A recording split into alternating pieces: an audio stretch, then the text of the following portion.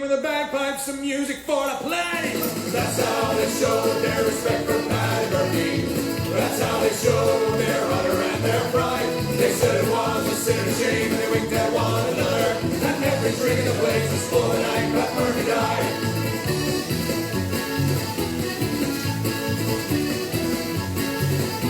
As Mrs. Murphy sat in the corner pouring out her grief, Kevin and his gang came tearing down the street. I don't know if it was or not, but this morning I put stuff in it, and then I looked at some stuff, and I was like, was this clean or dirty? So it's dirty now. That's how they showed their honor and their pride. They stood was a sin and shame, and they winked at one another. And every drink in the place was full The day Pat Murphy died.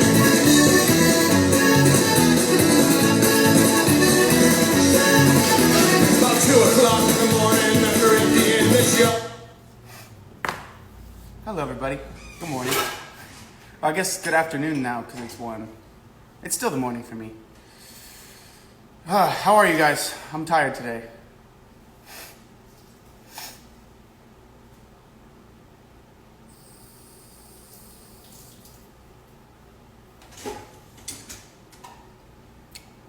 Okay, we're getting up there. I don't know if a lot of you, I guess good evening. Yeah. Ooh. Just doing a check-in live, like we've been doing kind of weekly. Kind of see how everyone's doing, what's going on, how awesome you thought the documentary was, just standard stuff. Good, how are things? Good. Scotland's extended the lockdown measure for another 3 weeks, so I'm trying to figure out things to do for the next 3 weeks. Oh my god. Good luck, I understand. Tired but still dancing, that's right. 4 p.m. Okay, so how am I and the girls? The girls are good. Stella's sitting in my chair. The beard is coming back, slowly. Very slowly.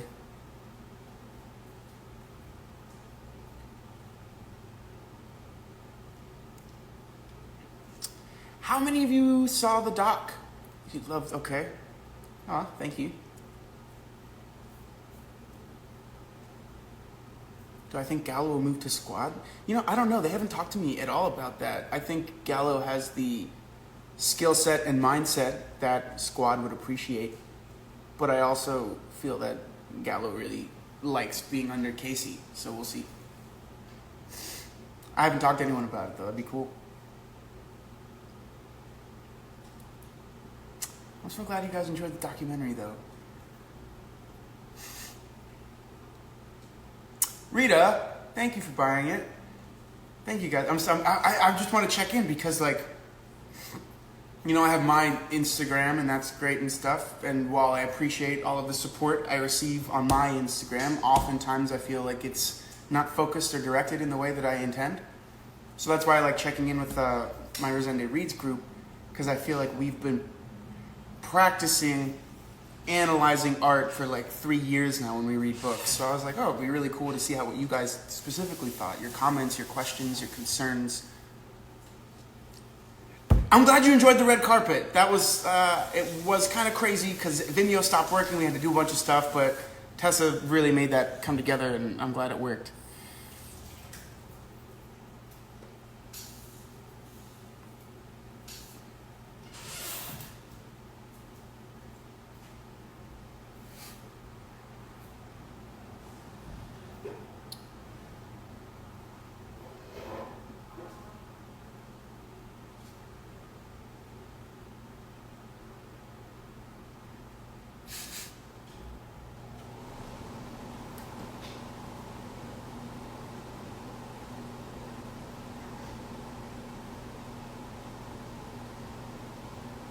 Best dress goes to Tessa. I completely agree.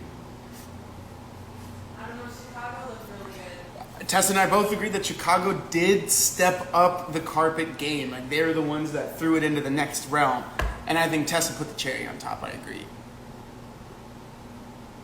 It's nice having this check-in, especially right now with everything going on. Good. I'm glad you feel that way, Carrie. I feel the same way. I'm not good staying inside a lot either.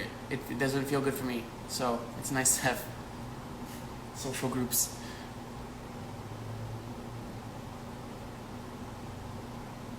Say, Becca and Liv, hey.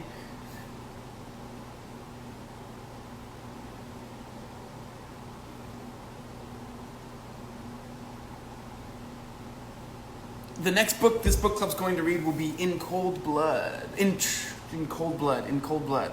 Now, ever since I made that True Blood mix-up, I'm like, oh God, am I saying it right?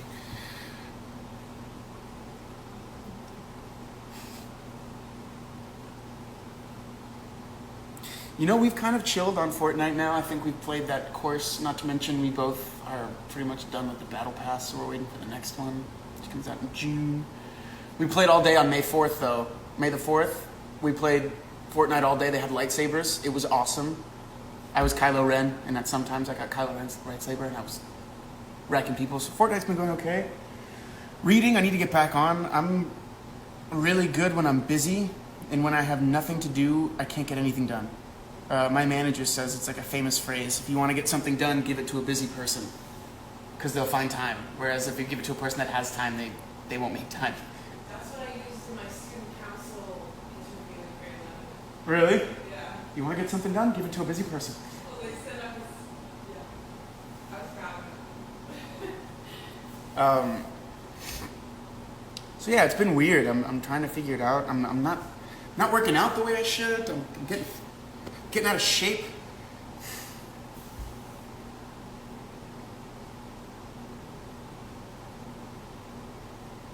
I finally have nothing to do and I'm going nuts.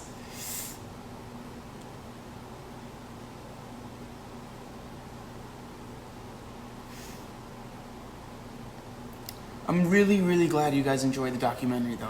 But I want to know. I mean, a lot of us in this book club aren't American, so I'm just curious to see like what you took in, what moments affected you. We also have a lot of really cool interviews, like the interviews that we ended up making the movie.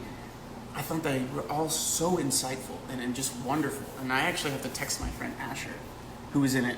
He went to college with me, Asher. He was actually in my acting class, so I need to text him to be like, "Yo, dude, you killed it." I own him. I owe him a text. I owe him a text. I gotta do that. Do you have any other titles for us to read? I picked up Cat's Cradle by Kurt Vonnegut. Because I've picked it up so many times, and I'm like, I'm going to read it. And then I read like the first 2 chapters and I put it down. The thing is, the chapters are like a couple pages, so literally I read like the first 30 pages, and then I'm like, okay, I'll read this later, and I don't. So I would recommend that, because it has one of my favorite first lines of a book. Call me Jonah.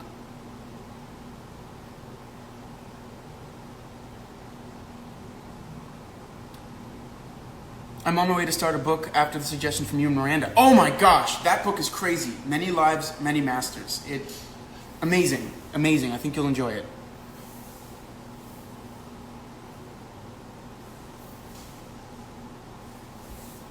Okay, so I haven't read the book that we're currently on, though I have read something called Sapiens, and it's really interesting, but it flaws really good, highly suggest.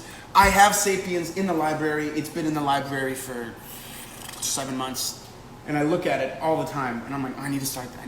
It was on President Obama's favorite books that he read, I think 3 years ago. Whenever it came out, it was on his list, and that's why I bought it. Favorite quarantine movie or TV show? Well, we finished Outsider, and then we're starting Penny Dreadful soon, so Dom Show, check it out.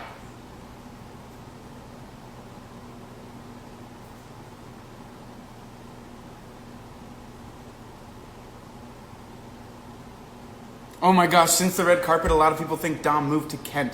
No, Dom moved in Los Angeles. He still lives 10 minutes away from me. He's just from Kent.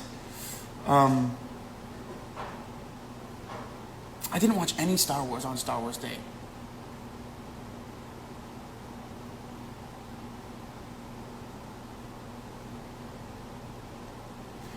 Oh, I'm going to skip back down to the bottom of the comments, the questions. I honestly love to know how... Okay, here we go.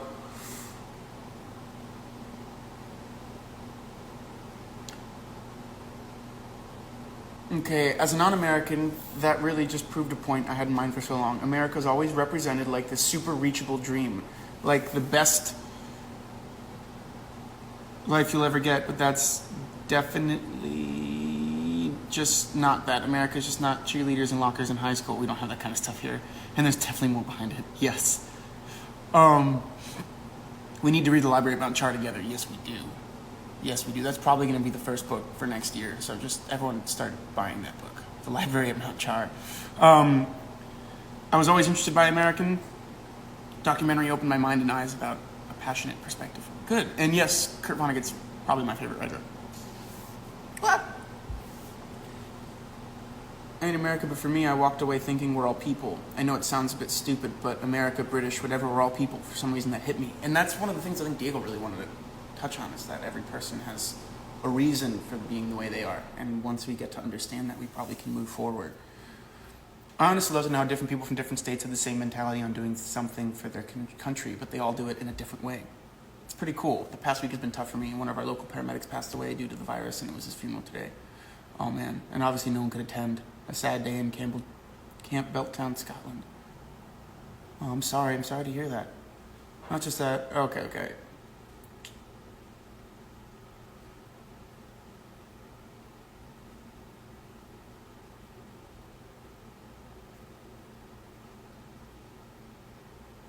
You started reading The Count of Monte Cristo at Easter, and you only have 350 pages to go. It is a long book. That's why we didn't read it in this form, but I guarantee you that you're enjoying it, and I actually showed Tessa the movie for the first time.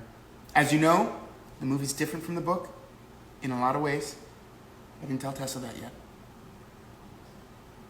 But the movie's incredible. So I showed her the movie, and then we'll probably read the book.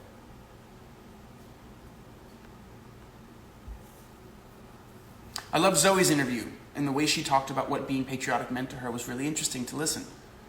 And it resonated with me. I think it was also very different, yet enlightening view of America from non-Americans, not just stereotypes. And I think that's Zoe's interviews was one of the most powerful to me, because it's amazing to hear a perspective of America from someone that's not white. You know, for people of different genders, races, ethnicities, cultures, and religions, America is a completely different country. The first experience I ever had in recognizing that was when I was speaking to this amazing trans artist that I know. Her name is B. And when she was kind of describing to me the world that she lives in, that was like one of the first times that I was like, oh my gosh, I have no idea what that means. And I think that's important to recognize that. And Zoe is just so smart. Like, her interview is so... It was literally perfect, you know? From a filmmaker's perspective, I remember the first time I saw it, I was like, I can't believe we got that interview for the end of the movie. Like, a perfect bow to everything we've been saying, but also a deeper question, and it's not someone just being like, rah, rah, the flag. It's someone being like, yo, there's a lot wrong. There's a lot wrong. But that me pointing that out doesn't mean anything wrong. It's a good thing. You know, I thought it was cool. Mandalorian, I know, I didn't watch anything. I didn't watch any Star Wars. But I played as Kylo Ren pretty much. How long did we play on the 4th? How long did we play for Lightsaber Day? We played a few hours. Right? I don't know. We played a bit. I didn't feel like it was that long. And then in the game, you could even use your lightsaber to, like, defend stuff. So cool. It was kind of unfair, though, because, like, if you didn't have a lightsaber, they could destroy you, right? Yeah, but for like once in my life, I felt like I was untouchable. Yeah. The show Bull, Katrin Moser? I think I have friends that were on that.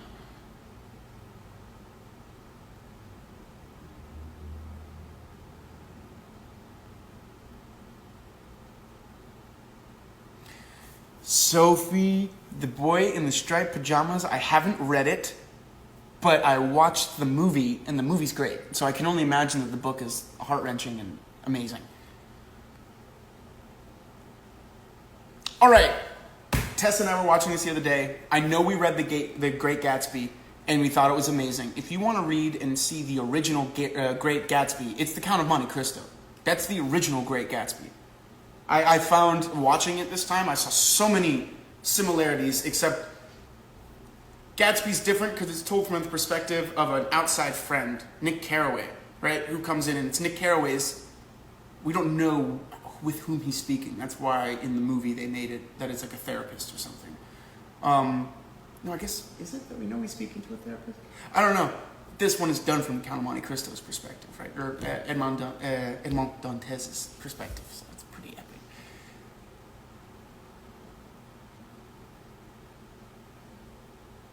Have I read Rant by Chuck Palahniuk? No, I haven't. I have 2 of his books. I have, obviously, Clockwork Orange. Not Clockwork Orange, that's a different guy. I have Fight Club, and then I also have another book he wrote recently actually, he reached out to me on Twitter when that book came out, because I think he'd seen that we were doing Rosende Read stuff, but I didn't.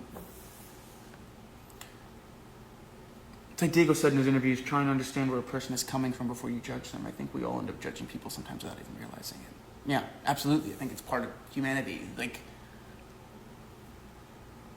one of the things Shakespeare talks about is with, okay, so in Hamlet, maybe we all should read Hamlet together. That'd be cool.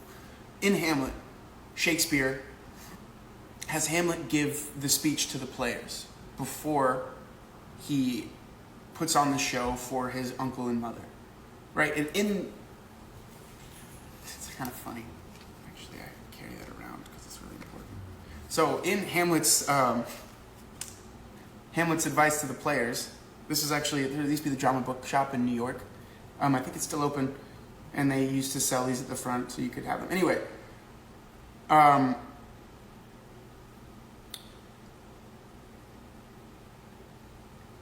for anything so or done is from the purpose of playing, whose end both at first and now was and is, to hold, as 'twere, the mirror up to nature, to show the virtue of her own feature, scorn her own image, and the very age and body of the time, his form and pressure. So, like, holding a mirror up to nature, that idea is like we're reflecting what we see to the world so that the world maybe can better understand it, right? I feel like people do that regardless of whether or not they're watching theater, that the world is always kind of a reflection of who they are.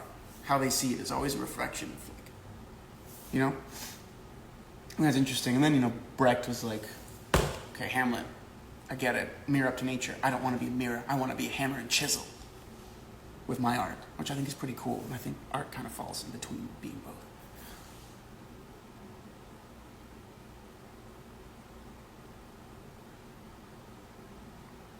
Cool. Okay, I'm catching up on everything, so just let me kind of read through. I think Asher Jordan had an interesting segment as well. Yeah, he did. I mean, his was really cool because he said one of the most important lines, I think, in the film. He's like, and I don't think that's, like, first of all, there's a right way and there's a wrong way to hate your country. And Seattle's been doing the right way for a long time. It's called punk rock. It's called grunge. And I'm like, that's true. It's a way to voice your concerns about the society in which you live, hopefully to enact change, right? To actively do something. And then he's like, and I think that's not necessarily a bad thing to hate your country. Actually, I think that's one of the best things, to choose when you have pride in something and when you don't. That is a freedom we have. And I think that was also like one of the most important things. People think that the minute you say something bad about your country, especially right now, or the minute you don't want to respect a flag that you feel doesn't represent you, that's your right. That is absolutely 100% your right in this country, to choose when you can feel pride or when you want to. I thought that was like such a cool idea. The documentary was really hopeful, interesting, and beautiful. That was one of my biggest things out of it, was the hope that Diego was able to capture in a particularly unhopeful time. Unhopeful or is it hopeless? In a particularly hopeless time. Like, summer before the election of the current administration was a very stressful time in this country, and Diego managed to find this through line of hope.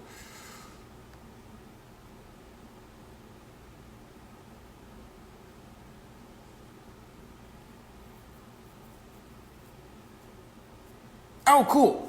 Thank you, Camille. Cosmos, the Neil deGrasse Tyson documentary series that I talked about, is available on Disney Plus in France. So if you're in France and you want to check it out, it's on Disney Plus. It's pretty cool. And the first episode is really great.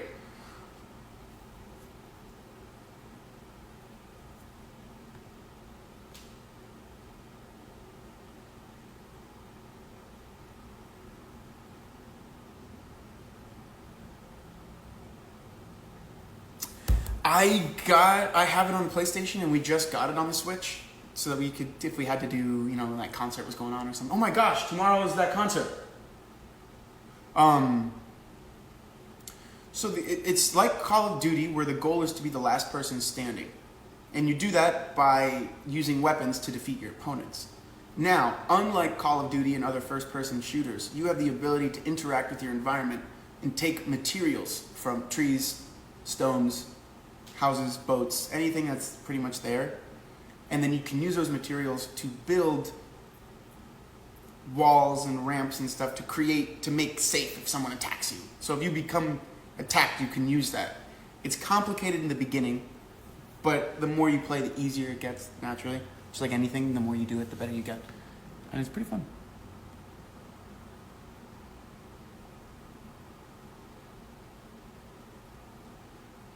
Okay, I'm just scrolling down.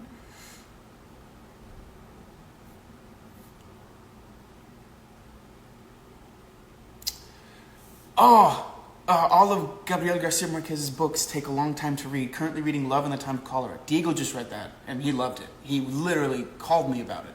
I want to read 100 Years of Solitude. I just know it's a difficult read. And I like reading things I feel like we can easily talk about. I like things that feel like they're going to challenge us. Maybe. I have the summer. After In Cold Blood, we'll take our little break and then I'll assess, but keep your eyes open. We might see some Gabriel Garcia Marquez or Isabel Allende. We don't know. We'll see. Season 4. Aw, tell your mom I say hi, Carrie.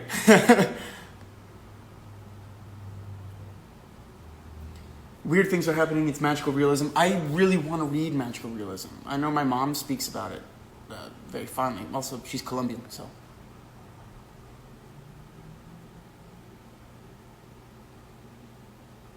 Would I want to do another documentary one day? Maybe. If the subject matter, if I find something that I think is, if I find a story I want to tell.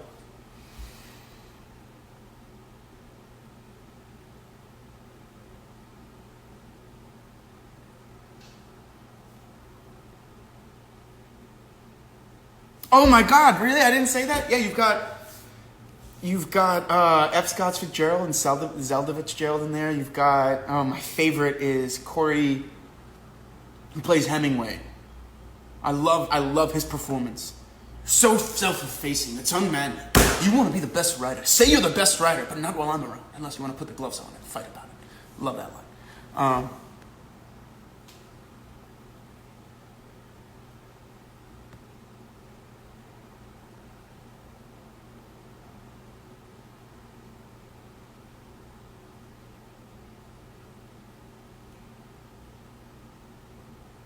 I've never read any Korean literature, I don't believe.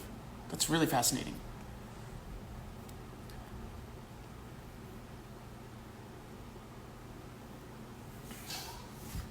Well, Lexi, you start with an idea. Well, not really an idea. You start with a story or a question.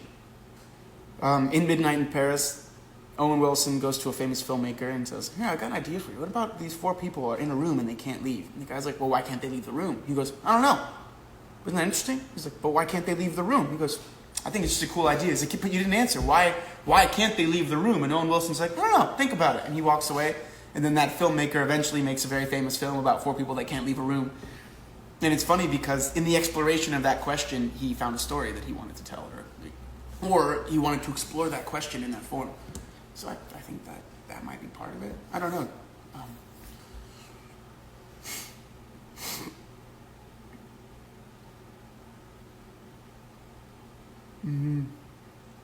Ooh. All right. Thank you guys for checking in with me. I know it was a short live, but I just wanted to be a short little touch base, check in. We're finishing the book for Sunday, so we'll finish and discuss the entirety of the brief history of time on Sunday, which will be kind of cool. After that, I'll announce how far we're going to be reading of the next book, which will be In Cold Blood by Truman Capote. If you haven't gotten it, you should. We start this weekend after our live. And then we will take our summer hiatus then. I will continue reading, probably, hopefully. I'll try. And I'll let you guys know what I'm reading, but then we'll start again whenever, after the summer for season 4.